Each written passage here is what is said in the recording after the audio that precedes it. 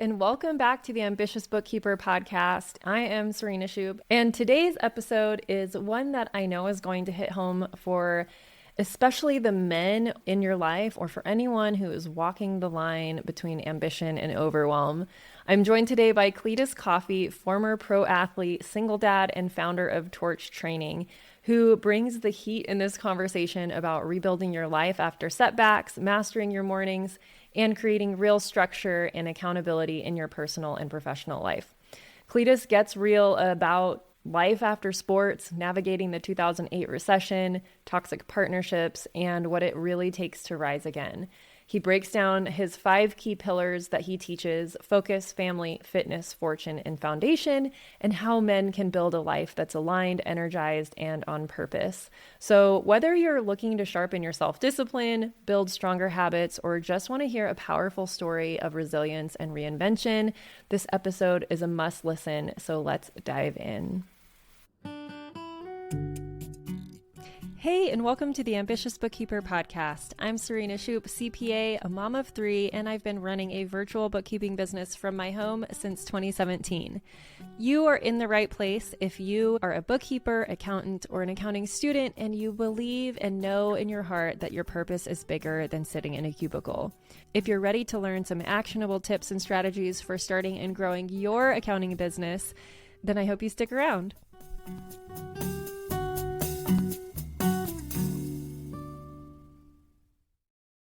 Hello, and welcome back to the Ambitious Bookkeeper Podcast. Today we have a guest on. His name is Cletus Coffey, and we met last December at an event called BBD Live with James Wedmore.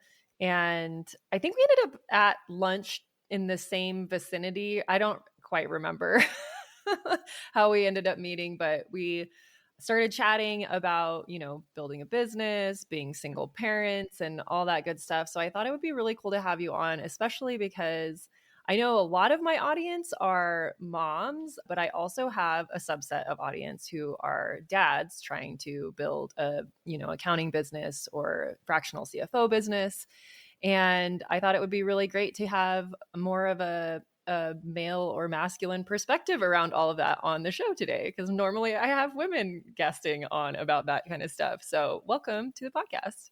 Serena, such a pleasure to be here. And yes, just the way the universe works, we ended up at lunch, and I just valued your perspective on life and business, which obviously fostered further conversations, and love what you're doing. So I obviously couldn't wait to join you here. Thank you for having me. Yeah, of course. So give our listener kind of a background of who you are and how you help people, and a little bit of your journey getting there. Yeah, totally. And shout out to the moms and the dads who are out there trying to both follow a dream and a passion, and yet be present for those little ones out there. I know it's a juggle, but it's a beautiful juggle. And for me, Serena, I grew up in the San Francisco Bay Area, North Bay, wine country, and I was the oldest of 5, and all girls other than me, and I was an athlete like that. I grew up in a single parent household. My father had to go on his own little journey of recovery, battling alcoholism, and by the grace of all that is holy, he's 38 years sober. And wow. We couldn't be more tighter, but he wasn't around when I was growing up. And so sports is what really was my safe haven. And that's where I was able to find men who were mentors or father figures. 3-sport athlete in high school, went to college, played 2 sports in college, both football, and I was a decathlete on the track and field team. And it was like, Serena, I don't know if it was because I always had dreams of being a professional athlete, or desperation because I'd been an athlete for 85% of my life, and now my college career was coming to an end, that I didn't want it to end. And so it was like, what is it, because I'm desperate for another season, or because I really want to go and be a pro athlete? I ended up, after graduation, just promoting the heck out of myself. I signed a contract to go play football in the Canadian Football League, and then came back in the States and played 4 years in the Arena Football League, which in the heydays of the league in the late 90s, early 2000s, it was a very, very popular league. And so I got to be a professional athlete until I break my leg. And at the ripe age of 28, I'm quote unquote retired. And, Mm-hmm. it's not like, being an athlete, a professional athlete is very entrepreneurial. I'm in charge of fueling my body. I'm in charge of training it. I'm in charge of marketing and promoting myself. Even when having an agent, it's still like getting in their ears, being like, hey, this is who I know. This is who I can network with. I know this coaching staff. So it was very entrepreneurial. So I retire, and it's not like there's a little misconception about professional athletes. Yes, there are some that are making very, very good money, but the vast majority are like, hey, I need to go get a job once I'm done. Mm-hmm. And so going from this kind of entrepreneurial, every day was about training and eating and practicing. I had a resume that said degree and football player, and I really struggled with finding work. And so I found some odds and ends jobs and working in a business for 3 years, parking cars. And it was just like, this is not. I went from being on ESPN and people calling me, asking for tickets and how was the game, to crickets. No one's calling me. No one's trying to get tickets. And I'm parking cars. I'm going, this is not the way I'm supposed to be. So I then was introduced to entrepreneurship and I was hooked. I'm like, yes, this feels like being an athlete. So I went all in. I didn't know any entrepreneurs. I didn't know any business owners that I could talk to. My parents were not either. And so I just completely went in cold and was with the ego in mind, thinking like, I got this. I sucked big time. Really was not a very good business owner. And I tell you what, I actually got into it, Serena, and I realized, and I got into doing commercial finance. So I would bring the banks and the people wanting to buy office space, office buildings, or so forth. I'd bring them together, and I didn't know what the hell I was doing, but I was like, this can make some money. And I realized that, not at the time, but looking back, I was chasing money. I was like, I just need to make some money. I got to make some money. And if you've ever chased money before, you know that generally leads to some dead ends, some really challenging times. And I ended up starting a business. Over time, over a span of about 2.5 years, I had attracted what I didn't know at the time, but later learned, 3 convicted felons into my world who were scammers and what do you call it, Ponzi scheme type people. And it was a reflection of who I was at that time. I was desperate. I was lost. My ego was all about the money. And I was attracting that kind of lower frequency type people into my world. And it scared the hell out of me. If this is what business is about, like, I don't want to do this. Mm-hmm. And then I got saved. The 2009 recession that we went through here in the US, I lost my business, lost everything. I lost my brokerage, I lost connections, everything was gone. And although at the time it was a painful process of losing everything, I had just gotten married, I had already a child, and I was in a fetal position. However, it was the biggest blessing because it got me out of that mindset and that world that I was in and sent me onto a new trajectory, if you will, in my life. So, and that trajectory was, okay, now what the hell do I do? But what it did is I actually, for the first time, I went back into my past and said, okay, if success leaves clues, there's something about being an athlete that I've just stuffed in the drawer and said, I don't want to deal with this anymore. I'm a business person. I'm gonna go do business. So I opened that drawer, I pulled back out the athletic me and started to apply the things that I knew that I was good at, and started kind of taking opportunities and starting things that were more in alignment with that versus this finance world that I didn't know anything about. And so I continued to struggle. Starting little things here. I had a speed and agility training. I started coaching, and each iteration got me closer to who I really was and what I was passionate about. But it was just like crash and burn, crash and burn. Well, my wife at the time, was more than enough that she could handle. And I, not having communication skills, tools, a framework, any type of playbooks on how to navigate, I just was so embarrassed and feeling shame that I kept losing. I kept taking these big L's and I was so frustrated. and then guilty that my wife at the time she had to go back to work and start making money for us. And I was full of shame and guilt and it's not that for lack of effort and trying, I just was Mm-hmm. lost. But I didn't know how to raise my hand. So if anyone's listening who's been through these or is going through something like this, I just didn't know how to say, I'm lost. I need help. Somebody, I, I mean well. I want to take care of my responsibilities. I just don't know where to go. But the ego in me said, no, no, no, you got this. You're the man and you don't ask for help. So that really dug myself into a deeper hole. So ended up going through divorce, becoming a single father, and was angry. I had to close my business. I ended up just taking a job, just doing some sales. I was resentful and just quickly got into another relationship thinking like that was the answer. And that didn't serve me very well. That we ended up having a child together. So I have 3 children with 2 co-parents.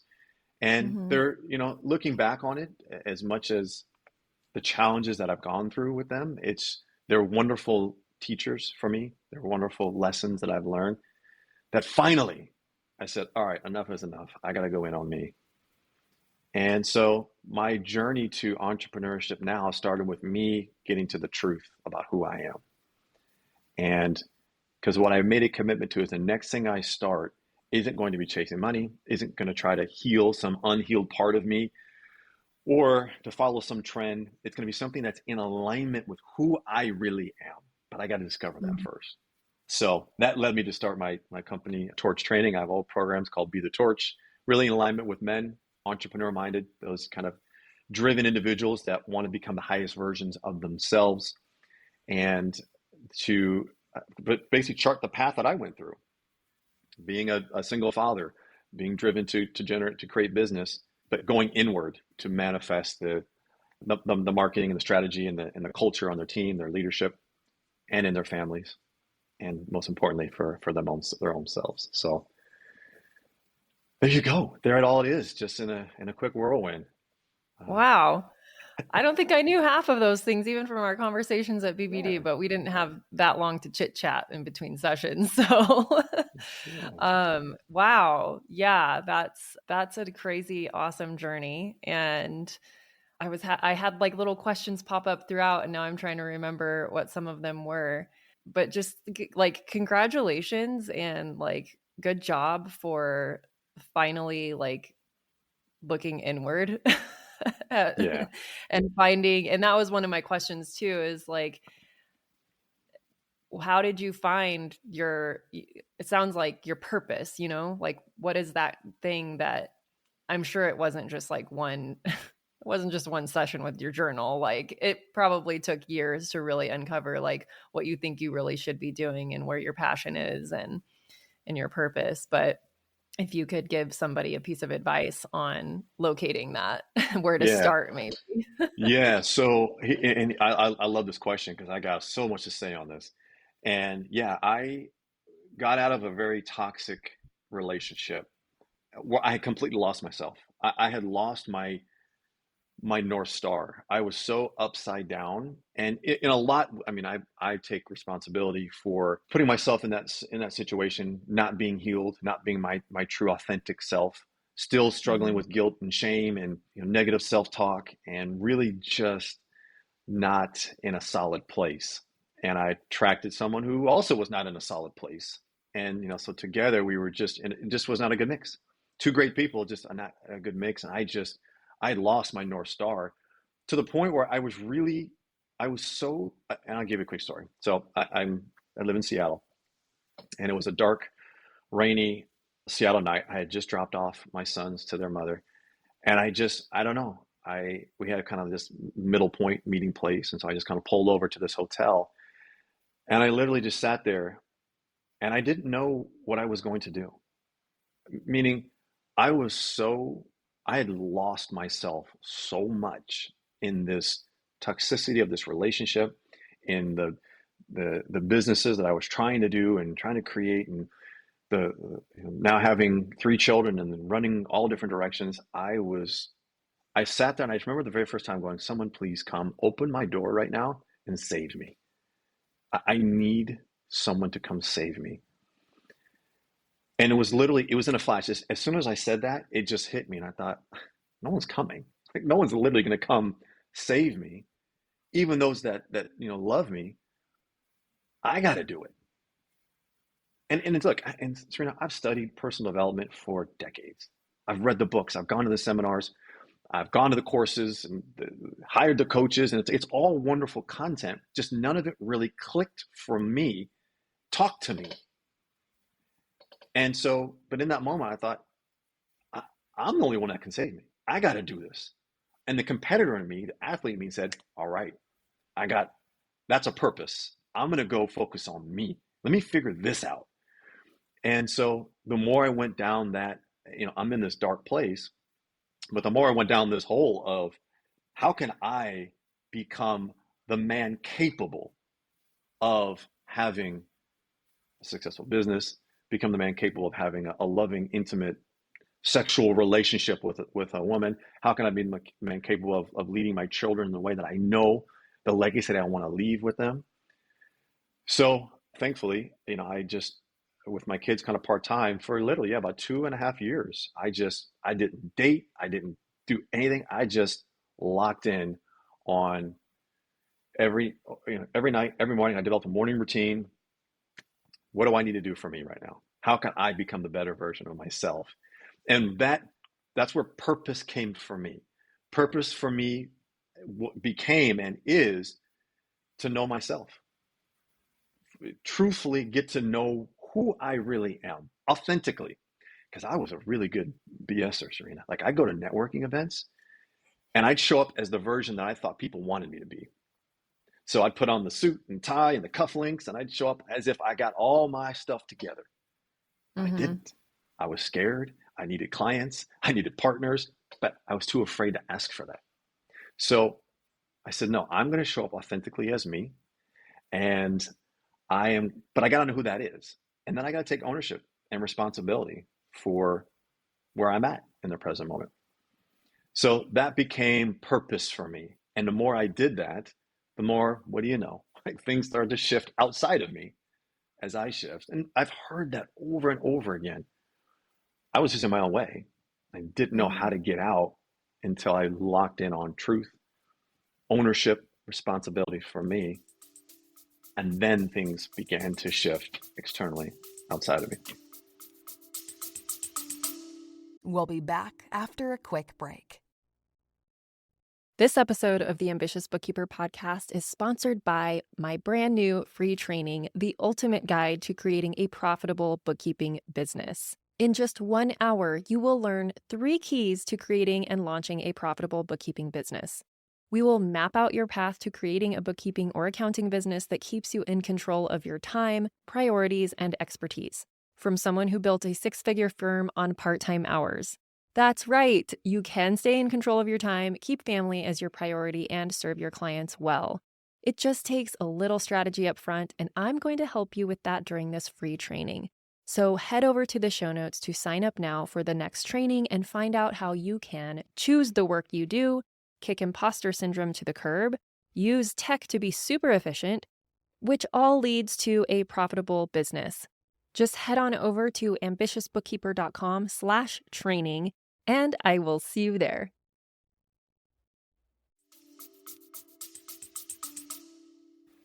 Yeah. I think a lot of times, because we hear all of that. It's like, you've got to work on yourself before anything else will fall into place. And you don't really understand that until you see it happen. But it's really hard to get over that hump of like making that happen and just trusting that it will all come in time. I think one of the things that a lot of people struggle with, and I don't know if it probably goes for both men and women, but that fear, especially depending on how you were brought up, that fear of focusing too much on yourself and becoming self-centered versus I'm really focusing on myself so that I can be a better version. And I know that it can be a fine line if you obsess over the personal development and obsess on, making all these like routines and things versus, because like you can get sucked into using that as your current addiction, where it's like, well, I'm like just so into personal development, and you just take it too far. And so I think some people might be a little bit afraid of that. So what words of wisdom do you have for someone that is kind of in that, like teetering on like, I want to be a better person, but I don't want to become self-centered? Like, where's the balance? Yeah, I love that you brought this up, because this is really important. And I believe that focusing on me is not selfish. It's in my best self-interest. So I think if we reframe it from it's in my best interest to focus on me. It's the whole in the airplane, put the mask on you first before you put it on anyone else. Like, I got to make sure I'm solid, because the old me would get up, rip, go to work, and just crush all day. Come home exhausted, tired, worn out, not present, worrying about the next thing. And so now, what version of me are my kids getting? What version of me is my partner getting? It wasn't the version that they deserve, and it wasn't the leader that I wanted to be in all these areas of my life. And so what I believe is we can focus on ourselves from a place of power, not ego, where we've all seen people, I'm more holier than thou, or I'm more evolved in the universal laws than anyone else. It's not about that. It's about being grounded in, I know who I am, and I know how to set the right boundaries, and I know how to communicate openly about, especially from, women on the call are going to be like, yeah, no, this is easy. But for us men to actually say, like, this is what I'm feeling, and being okay with that, not worry about judgment, not worrying about what someone's going to say back to us, because I know myself. And what came up for me so often were triggers. I get triggered by my ex, and as in co-parenting, I get triggered by new people, women that I'm meeting. I'm like, what the heck is going on? Realizing that it wasn't about them, it was about me. So I got to figure out that part of me. I got to heal that part of me, because it's in my best interest to ensure that I'm not showing up as this version of myself that's not aligned with me. And I really feel that to lead our family, I feel that we're cheating our partners, we're cheating our children, we're cheating our friends if we do not show up authentically as ourselves. And when doing so, we can give them exactly who we are. And I think that's the benefit to everybody. What about the person that is like, well, this is me, and you get what you see? Because we all know those people, right? That they're like, well, this is who I am. What you see is what you get, and I'm not gonna change. So there's the flip side of that too, where it's like, do you even break through to those people, or do you have to just make a decision and a boundary within yourself that everyone can become a better person, like, and everyone is inherently good, I believe. Some people have just been through some that is kind of preventing them from breaking down that shell, and myself included. We've all got that side of ourselves that it's like, it's going to be really hard to change, and you're going to backslide, but it's not something that you have to do alone either. Absolutely not. No. I've got, so like right now I have some men that I'm working with who are divorced, or separated, and they're starting this new life of, I'd like to go out and meet someone that, is someone who I want to be with, called a soulmate, whatever. And I tell them, like, you need to go on a date with yourself first. Like, just take yourself out, go grab a bite to eat, go to a concert, go to whatever, like, go do something that you want to do for you. Like, go take yourself out there and just see what comes up. And I feel like the people that have these guards up have not taken time to just sit with themselves and just listen and feel and connect with them. And because what often happens is, the insecurities are there, the fears are there, which we all got them. And the ego is there to protect it and protect us. And so I think that, those that might be struggling with that, awareness is the first step, and our patterns are the things that we need to become aware of. So, for someone who does have that feeling, that boundary, can become aware, like, okay, hold on a second. That feeling of wanting to, like, I got this on my own, or I don't need anybody, or that hardened part of them, just becoming aware of it is the first step. I mean, that's the diffusion of the ego, when we can just become aware of it. And because I see it all the time in business, especially in men, I see it so much that, and here's the thing: once you get it for yourself, you start to see it. Like, you can't unsee it. Mm-hmm. And I start to see it in people going, man, he's got his facade up and is not even aware of it. And he's got this facade up, and he's trying to play the tough guy, because here's what they'll do. They'll throw out, well, this is the degrees that I have, and these are certifications, and this is how much money I've made, and this is the Lamborghini I have, and this is how much I sold this company for. They want to go to the scoreboard of life. Mm-hmm. And here's my results, versus, like, who are you outside of your results, outside the scoreboard, which we can't control? Tell me about you. Like, that's where I want to get to. So I don't know if I even answered the question, but, getting alignment with the being part of being a human being is an important piece. As a high achiever, I definitely have that, like, masculine energy of the achieving, the score, not necessarily like the scoreboard type of thing. I'm not very competitive, but I am with myself, really. And when you've led a life where you've just been going for the next goal or the next achievement, sometimes it's really hard to, and this is where it comes down to, like, go on a date with yourself, figure out what you want and what you like. It was really hard when I sat down and I was trying to figure out, what do I want and what are my hobbies and what do I like to do outside of achievement, like outside of going to school, making good grades, going right into my career, rising up the ranks quicker than humanly possible. Mm-hmm. Like, when you've led a life like that, it's funny, not funny, but I've had this conversation with several people close to me. Now everybody gets to hear it. Addiction looks different for everybody, but when you're covering something up, like, it may not be drugs, it may not be alcohol, but it could be achievement. It could be, working. And that was me. Anytime I felt uncomfortable about what was going on in life, I would just go to work, or I would just start working. And so starting my own business was a huge exercise in undoing that and catching myself when I started defaulting to that. And sometimes I still come back to it, and I'm like, okay, I can see myself drifting over to the computer because I feel uncomfortable about something.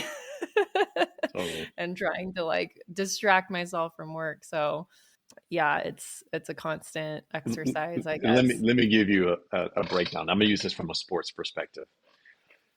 Because in this society, yes, the masculine energy is achieve and accomplish. And based on those achievements and accomplishments will determine our self-worth. And from a sports perspective, think about it. And I've got two, not so little anymore, but I got 3 kids. And, as a parent, and I've got my guys in sports. And here's the thing. Let's say your child goes to a game that you don't make it. Maybe you're going to your other kids' festivities or games, or you're just at home and you didn't go to your child's game or race or whatever. When they come home from it and you didn't go, what's the first question you ask them when they walk in the door? Did you win? Did you win? Right? We go straight to the scoreboard. Or we say something covert like, how'd you do? Which we're trying to get to the outcome. And so what we've done is, and parents who's listening, give yourself some grace. I've had to give myself some grace.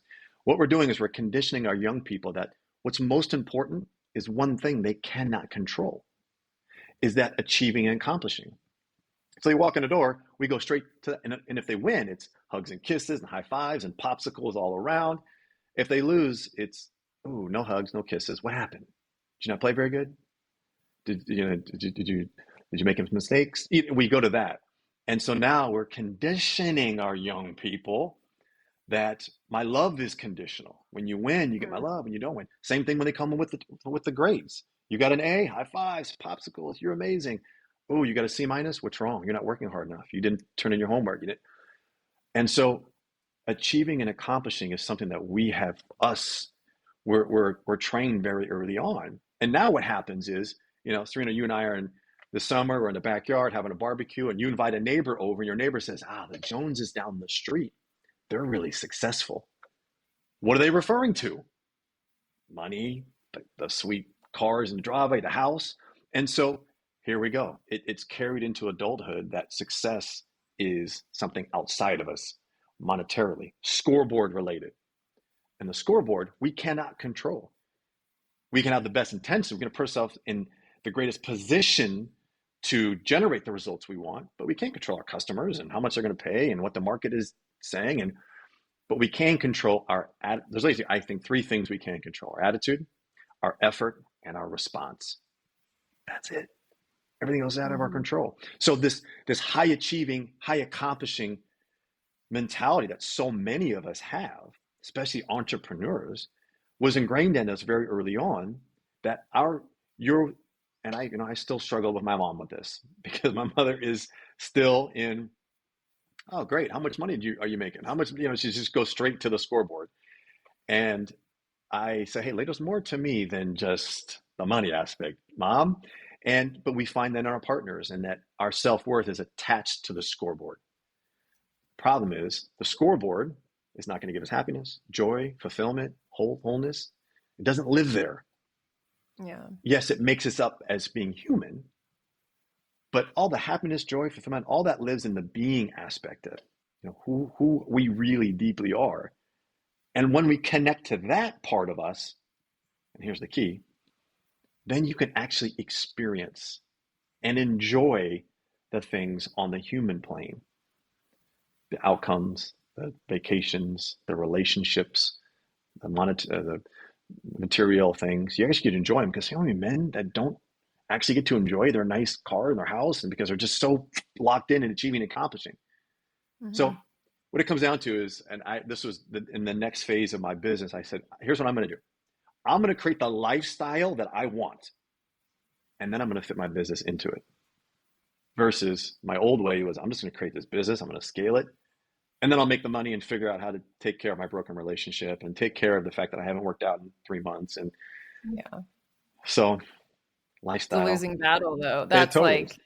It's never going to be enough, and you're never going to make the time. So that's one thing I work on with, the students I work with, people building their businesses, is let's figure out what kind of life you actually want, how much time you want to be working, what do you want to be doing with your time when you're not working, so that we can build the business around that. And it might happen slower than you want, but you'll appreciate it, because you can't get that time back with your kids. And no one ever, this has been overused for sure, but no one is ever on their deathbed wishing they worked more. So true. Or made more money, I love that you take that approach. I think your students benefit greatly just from that foundation, that perspective, to build a business. Yeah, albeit a little bit slower, but intentional, I think is awesome. Yeah.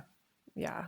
I know before we hopped on and started recording, you were talking about a challenge that you're putting on right now. And by the time this airs, your challenge will be over, but there will be a new one scheduled, I'm sure. And if not, I'm sure you have a wait list or something, but give us a kind of a little breakdown of what you're doing these days, and then where people can connect with you if they want to learn more. No, yeah, definitely. I really believe in in where we're at least for me in my business, is I want to get out of the transactional game and get into the transformational game.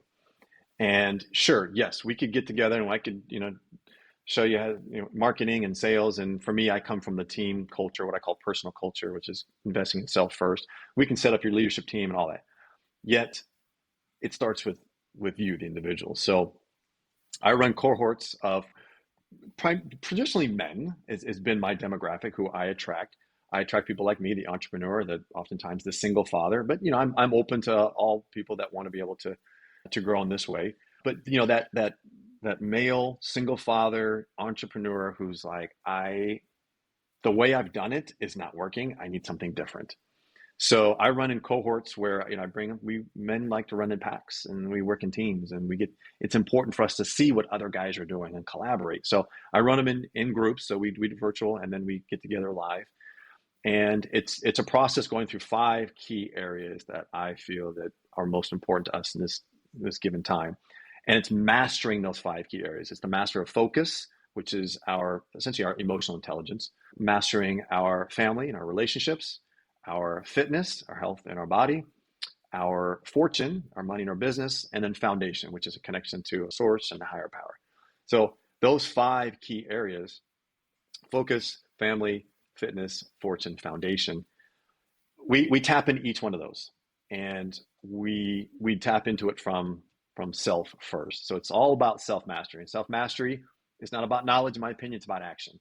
So I hold these men accountable, and just like an old ball coach, it's just like, look, I'm here to get us to the championship. I'm here to help you get there. So we run in groups. It's very intimate. It's very accountable, and getting guys to see actual change. So that's in the personal growth side. And then they have the opportunity to kind of grow with me. So then we got a whole program and an academy based on their business. We dive into their marketing, their sales, and their leadership to help them within their business.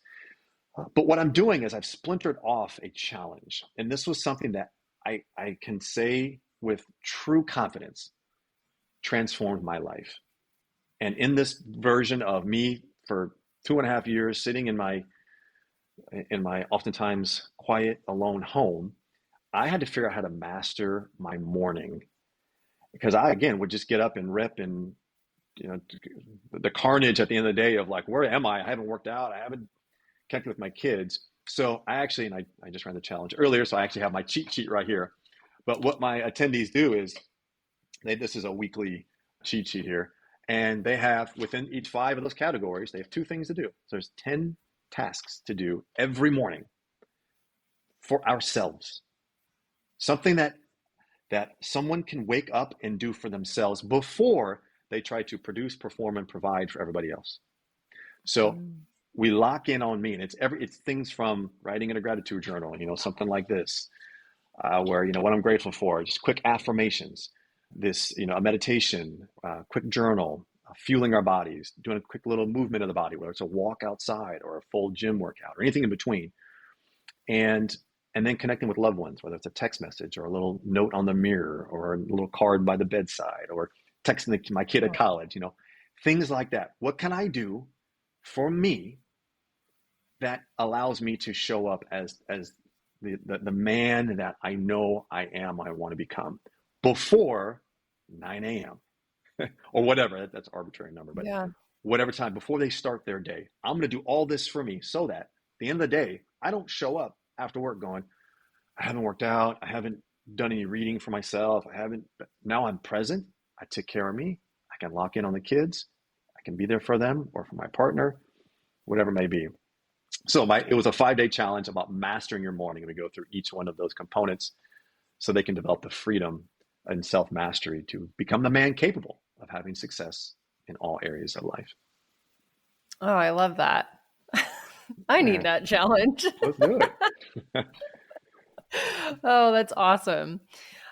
So where do people go to connect with you and learn about the next time you're holding this challenge, or any of the other ways that they can work with you? Yeah, definitely. So we're obviously in the flow of it right now, but we'll have, if you simply just go to my website, it's cletuscoffey.com, and coffee is Coffey, cletuscoffey.com. It's got links. You can actually just download the cheat sheet yourself. I have a video tutorial that can take you through it, or you can join us live in the challenge where I'm going to hold you accountable to getting it done. The challenge is on there where you can register for our next one is on there. So cletuscoffey.com. And all my stuff is on there, from my Be the Torch podcast to way to get in part of my ecosystem. Awesome. And I will link all of that in the show notes. Thank you so much for sharing your journey with us. And I know there's going to be a few people listening that really vibe with what you have to say, and they will be so grateful that they finally found a guy that can relate to them. So thank you again so much. I really appreciate your time. Well, thank you for the platform and to connect with your community. So grateful. Awesome. We'll talk to you soon. Thank you to everyone who helps make this podcast possible. Content and interviews are produced by me, Serena Shoup. Our intro and outro music is written and performed by my brother, Ian Gilliam. Editing is also by Ian using his awesome sound engineering skills along with Descript software. Hosting and publishing is by Buzzsprout. And you can check out the show notes for links to all of these amazing resources and resources mentioned in the episode. Be ambitious.